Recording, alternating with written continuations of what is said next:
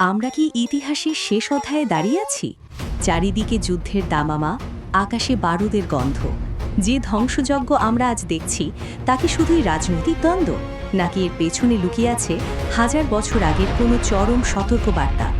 বিশ্বের ক্ষমতাধর রাষ্ট্রগুলো আজ মুখোমুখি। ছোট ছোট সংঘাত আজ রূপ নিচ্ছে এক বিশাল দাবানলে। আধুনিক সমরাস্ত্র আর পারমাণবিক হুমকির মুখে মানবজাতি আজ দিশেহারা।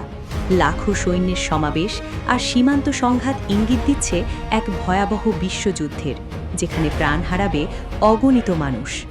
ইসলামিক হাদিস এবং কিয়ামতের আলামতগুলোতে স্পষ্টভাবে বলা হয়েছে এক মহাযুদ্ধ বা মালহামার কথা।